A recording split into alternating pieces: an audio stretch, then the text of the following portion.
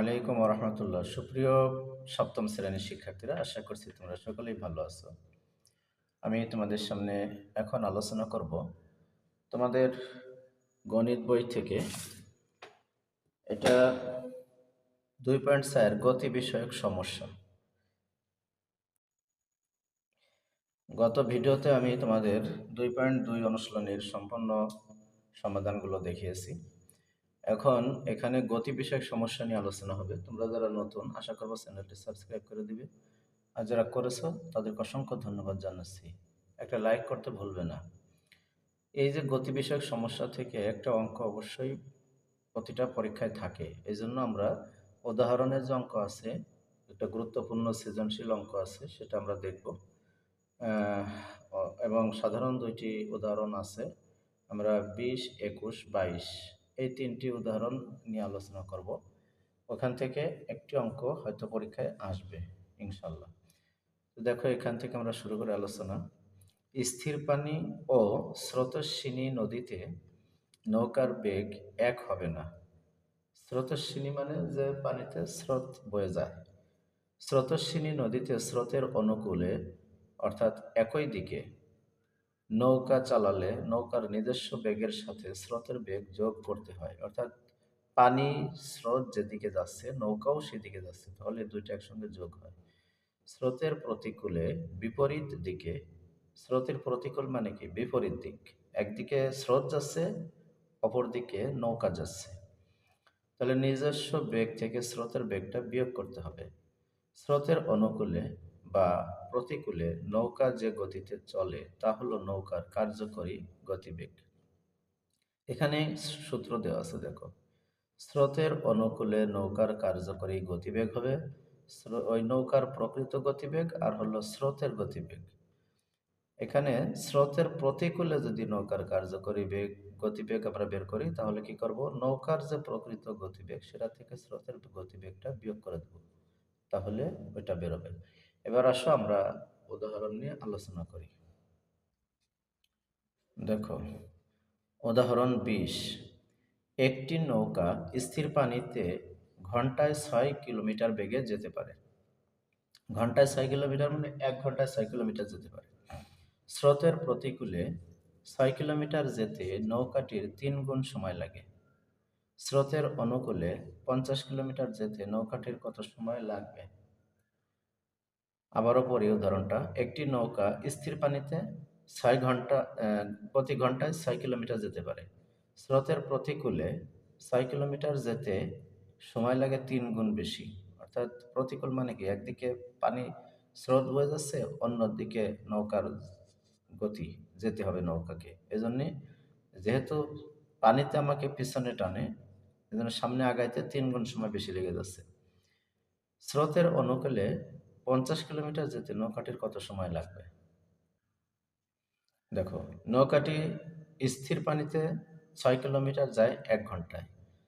স্রোতের প্রতিকূলে 6 কিলোমিটার যায় 1 গুণ 3 সমান 3 ঘন্টা সময় লাগে। প্রশ্ন মতে 3 ঘন্টায় যায় 6 কিলোমিটার, 1 ঘন্টায় যায় 6/3 কিলোমিটার, বা তার মানে হলো 2 কিলোমিটার।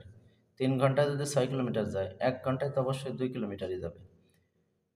স্রোতের প্রতিকূলে অর্থাৎ বিপরীত দিকে নৌকার কার্যকরী বেগ, অর্থাৎ এখানে দেখো ওই সেই সূত্র, নৌকার প্রকৃত বেগ বিয়োগ হলো স্রোতের বেগ, অর্থাৎ স্রোতের বেগ সমান সমান হলো নৌকার প্রকৃত বেগ বিয়োগ নৌকার কার্যকরী বেগ। তাহলে স্রোতের বেগ হলো কত? 4 কিলোমিটার। 6 থেকে 2 বিয়োগ করলে এটা হলো 6 হলো নৌকার প্রকৃত বেগ, আর কার্যকরী বেগ ছিল হলো 2 কিলোমিটার। এখন এখান থেকে বিয়োগ হয়ে কি হলো? 4 কিলোমিটার হলো প্রতি ঘন্টায়। স্রোতের অনুকূলে নৌকার একই দিকে, স্রোতের অনুকূল মানে কি? নৌকার একই দিক, যেদিকে স্রোত যাচ্ছে ওইদিকেই নৌকা যাচ্ছে, সেখানে কার্যকরী বেগ সমান সমান নৌকার প্রকৃত গতিবেগ প্লাস স্রোতের বেগ। তাহলে কি হলো? 6-এর সাথে ওই যে সূত্র অনুযায়ী 4 যোগ হয়ে গেল, তাহলে 10 কিলোমিটার হলো প্রতি ঘন্টায়। যেদিকে পানি স্রোত ওইদিকেই যদি নৌকা যায়, তাহলে প্রতি ঘন্টায় সে যেতে পারবে 10 কিলোমিটার। স্রোতের অনুকূলে 10 কিলোমিটার যায় 1 ঘন্টায়। স্রোতের অনুকূলে 1 কিলোমিটার যায় এত ঘন্টায় 1/10 ঘন্টা, মানে 1 ঘন্টা 10 ভাগের 1 ভাগ লাগে সময়। আর স্রোতের অনুকূলে 50 কিলোমিটার যেতে সময় লাগে হলো 1 × 50 ভাগ হলো 10, 5×10=50, 5 ঘন্টায়। অর্থাৎ স্রোতের অনুকূলে প্রতি মানে 50 কিলোমিটার পথ যেতে স্রোতের অনুকূলে এই নৌকাটি লাগবে 5 ঘন্টা। এটাই হলো 20 উদাহরণ। এবার আমরা 21 উদাহরণে যাই। 21 উদাহরণ একটা সৃজনশীল গণিত। উদাহরণ 21, একটি চৌবাচ্চায় 3টি নল আছে। এই ধরনের অঙ্ক পরীক্ষায় বারবার আসে। একটি চৌবাচ্চায় 3টি নল আছে। প্রথম ও দ্বিতীয় নল দ্বারা যথাক্রমে 30 মিনিট ও 20 মিনিটে চৌবাচ্চাটি পূর্ণ হয়। তৃতীয় নল দ্বারা পূর্ণ চৌবাচ্চাটি 60 মিনিটে খালি হয়।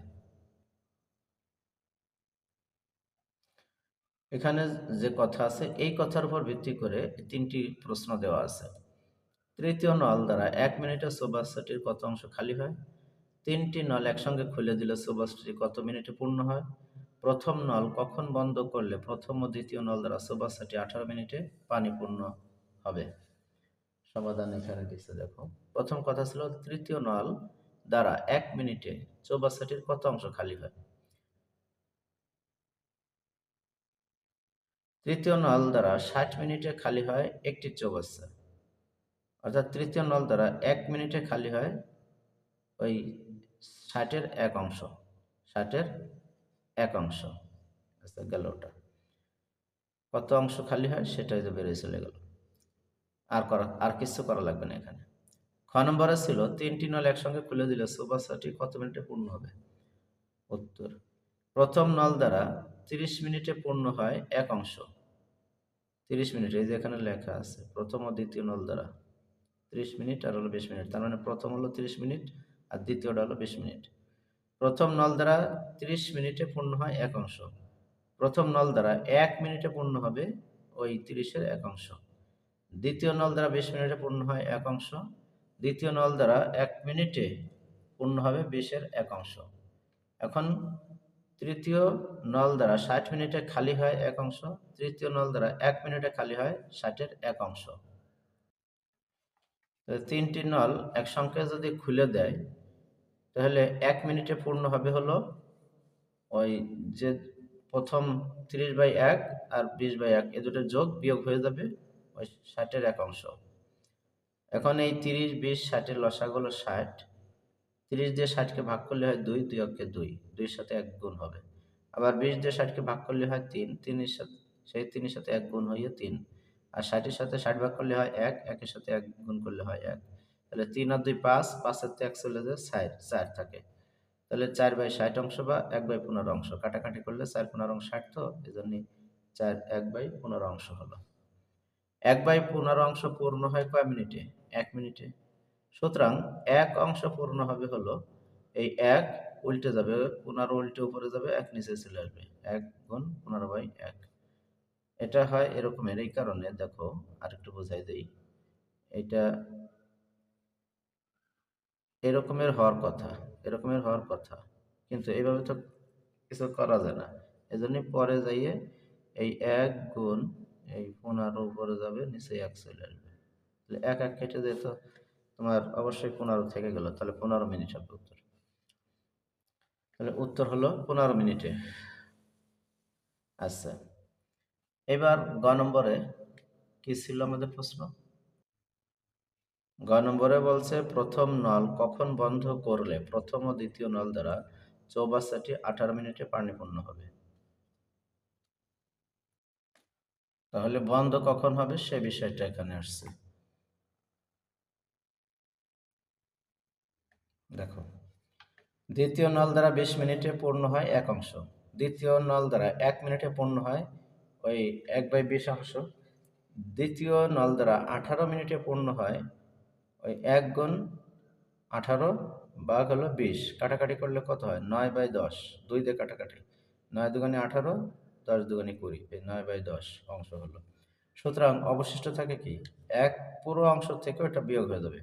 পুরো ট্যাঙ্কিটা একটা অংশ, চৌবাচ্চাটা একটা অংশ, সেই 1 থেকে এটা বিয়োগ করতে হবে। বিয়োগ করলে থাকবে কত অংশ?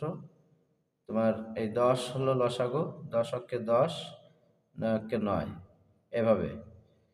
তাহলে 10 থেকে 1 চলে গেলে থাকলো হলো, 10 থেকে 9 চলে গেলে থাকে 1, তাহলে 1/10 অংশ। এখন প্রথম নল দ্বারা 1 মিনিটে পূর্ণ হয় 30/1 অংশ। প্রথম নল দ্বারা 1 মিনিটে পূর্ণ হয় 30/1 অংশ। আর 1/30 অংশ পূর্ণ হতে সময় লাগে 1 মিনিট। এই যে 1/30 অংশ পূর্ণ হতে সময় লাগে 1 মিনিট। 1 অংশ পূর্ণ হতে সময় লাগে 1 গুণ 30/1 মিনিট। আর 1/10 অংশ পূর্ণ হতে সময় লাগে 1 গুণ 30 ভাগ 1 গুণ 10 মিনিট। এখন কাটাকাটি করলে কত থাকে? এই 1 1 কেটে যায়, 0 0 কেটে যায়, থাকলো হলো 3 মিনিট। সুতরাং এখানে লেখা আছে প্রথম নলটি 3 মিনিট পর বন্ধ করলে প্রথম ও দ্বিতীয় নল দ্বারা চৌবাচ্চাটি 18 মিনিটে পানি পূর্ণ হবে। এই তো সুপ্রিয় বন্ধু, শিক্ষার্থীরা, এটা একটু তোমাদেরকে বারবার প্র্যাকটিস করতে হবে, তাহলে তোমাদেরকে এটা আয়ত্তে আসবে। এখন দেখো তোমাদের উদাহরণ 22, এখানে আছে ট্রেনের গতিবেগ নিয়ে একটি অঙ্ক। এটাও আসার মতো অঙ্ক। 60 মিটার দীর্ঘ একটি ট্রেনের গতিবেগ ঘন্টায় 48 কিলোমিটার। 60 মিটার দীর্ঘ মানে ট্রেনটা লম্বা হলো 60 মিটার, এর গতিবেগ হলো ঘন্টায় 48 কিলোমিটার, মানে 1 ঘন্টায় 48 কিলোমিটার। রেল লাইনের পাশের একটি খুঁটিকে অতিক্রম করতে ট্রেনটির কত সময় লাগবে? রেল লাইনের পাশে একটি খুঁটি অতিক্রম করতে ট্রেনটির কত সময় লাগবে? আসো, সমাধান হলো খুঁটিটি অতিক্রম করতে ট্রেনটিকে নিজের দৈর্ঘ্যের সমান দূরত্ব অতিক্রম করতে হবে। তাহলে 48 কিলোমিটার সমান 48 গুণ 1000 মিটার। 1000 মিটার মানেই তো 1 কিলোমিটার, তার মানে 48,000 মিটার। ট্রেনটি 48,000 মিটার অতিক্রম করে 1 ঘন্টায়। 1 মিটার অতিক্রম করে, অর্থাৎ এটা ভাগ হবে 1/48,000 ঘন্টা, বা এই 1 গুণ 60 গুণ 60 ভাগ হলো 48,000 সেকেন্ড। এখানে দেখো, এখানে 60 গুণ 60 হলো কেন? এই ঘন্টাকে সেকেন্ড করা হয়েছে, তাহলে ঘন্টাকে তো আগে মিনিট করা লাগবে। 1 ঘন্টা সমান সমান 60 মিনিট, আর 60 সেকেন্ড সমান সমান হলো 1 মিনিট। এই জন্যই 60 গুণ 60 দেওয়া হয়েছে, 60 গুণ 60 বসানো হয়েছে। আর 60 মিনিট অতিক্রম করতে, 60 মিটার অতিক্রম করতে এর সময় লাগবে কত? এই 1 গুণ 60 গুণ 60, অর্থাৎ এই 2 60 এই যে উপরে, আর এই 60 হলো এখানে চলে আসলো। এই আর 48,000 তো নিচে আছেই। এটাকে আমরা কাটাকাটি করি যদি, তাহলে এই দেখো এই জায়গায় 3টি শূন্য আছে না? 3 শূন্য 3 শূন্য কেটে দিলাম, 1 2 3, এই 3 শূন্য যদি 3 শূন্য কেটে যায়, চলে গেল। এখন এখানে দেখো 48 আছে। এখন এইখানে মনে করো একটা 6 দিয়ে যদি 6টা 48 করি, 48 কাটলে 8 হয়, 6টা 48। এখন এপাশ চলে গেল। এখন এইখানে আছে কত? 8। এখানে আছে 8। এই 8কে যদি আমরা 2 দিয়ে কাটি, আর এই 6কে যদি কাটি, তাহলে কত হবে? 4 দুগুণে 8, 3 দুগুণে 6, 4 দুগুণে 8, 3 দুগুণে 6। এবার এখানে আমরা যদি কাটাকাটি করি, 4 আছে, 2 দুগুণে 4, 3 দুগুণে 6, তাহলে আমাদের কি হয়ে গেল? কাটাকাটি হয়ে গেল।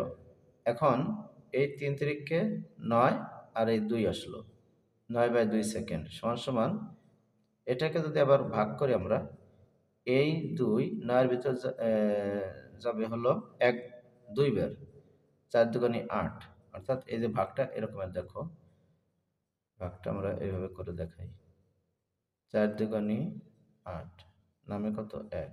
এখন নিয়ম অনুসারে 1 উপরে চলে যাবে, আর এই ভাজকটা নিচেই থেকে যাবে। এই এই কয় সেকেন্ড সময় লাগবে? 4 পূর্ণ, অর্থাৎ 4.5 সেকেন্ড, 4.5 সেকেন্ড সময় লাগবে। ট্রেনটি 4.5 সেকেন্ডে খুঁটিটি অতিক্রম করবে। এটাই ছিল আমাদের উত্তর। তো আশা করছি তোমরা বুঝতে পারছো। একটু বারবার প্র্যাকটিস করো, তাহলে পেরে যাবে। এ পর্যন্তই থাক। পরবর্তী ভিডিওতে আমি তোমাদেরকে 2.3 থেকে আলোচনা করে দেখাবো। আসসালামু আলাইকুম।